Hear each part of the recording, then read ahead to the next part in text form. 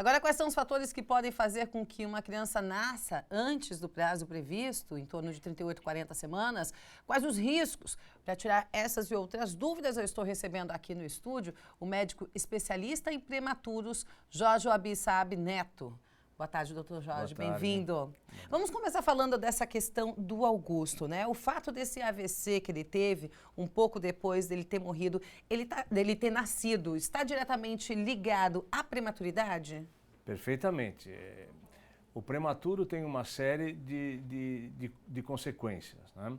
Uma delas é a hemorragia cerebral, a outra são os síndromes de desconforto respiratório, a enterocolite necrosante, que é o intestino necrosar. Então, existe uma previsão para o prematuro, e quanto mais prematuro ele for, maior o risco de ele sofrer essas situações clínicas, né? Uhum. E o Augusto nasceu com 28 semanas, ele teve, então, realmente uma hemorragia cerebral, né?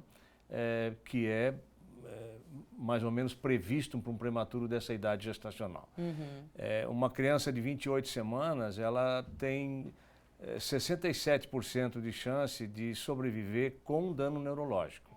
Ela tem 75% de chance de sobrevida, mas sem dano neurológico é só 33%.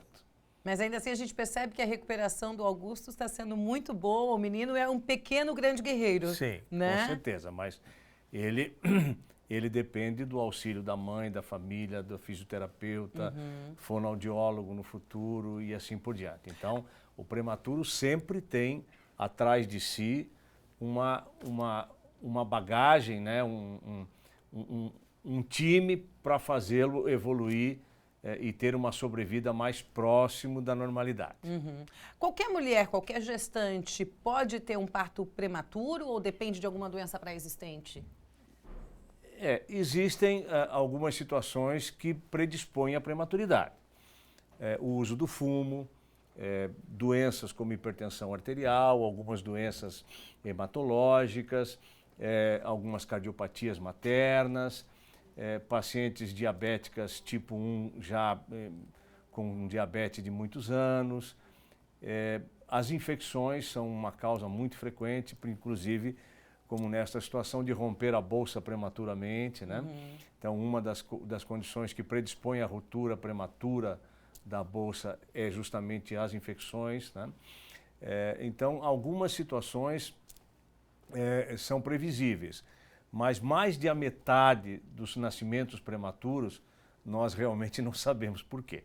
Não existe uma causa, ainda que nós nos empenhemos no sentido de buscar, a gente não consegue identificar a causa do início do parto prematuro. Agora, no caso das mulheres que não têm nenhuma doença pré-existente, não fume, existe que tipos de cuidados que precisam ser fundamentais assim para evitar uma prematuridade? Bom, os cuidados são básicos, os cuidados de pré-natal, né? Não ter infecções vaginais, tratar todas as situações clínicas, né? Fazer uma alimentação adequada, ter uma atividade física orientada, né? Até 12 semanas a gente procura orientar para que não façam, e depois de 12 semanas, então, uma atividade física orientada, leve, de acordo com a capacidade que cada mulher tem, porque algumas mulheres são sedentárias e ao engravidarem querem se tornar atletas.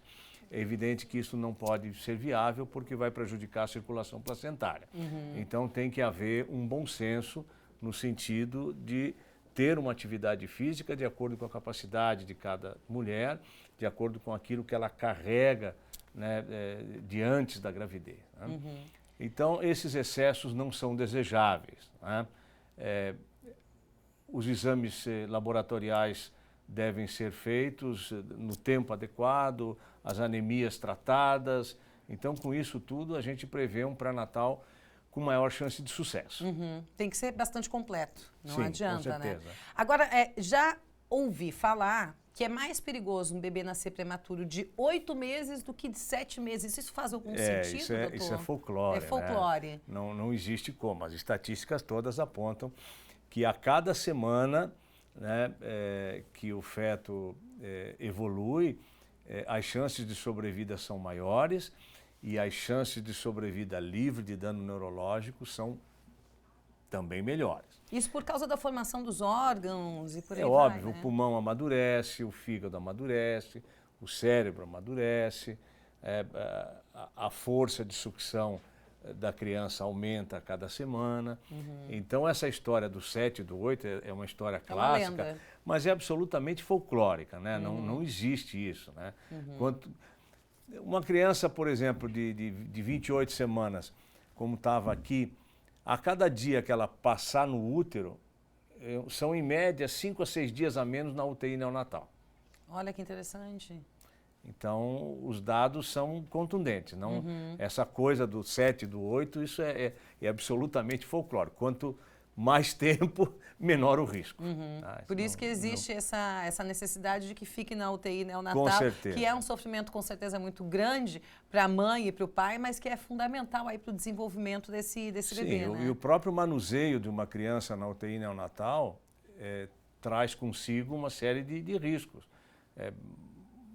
Colher sangue, entubar, todos são procedimentos que por si só aumentam os riscos de infecção, de lesão pulmonar e etc. Quero agradecer a presença do Dr. Jorge aqui no Ver Mais com a gente. Muito obrigada. Eu que agradeço. E Muito até a obrigado. próxima oportunidade. Se Deus Obrigada, quiser. viu? Obrigado.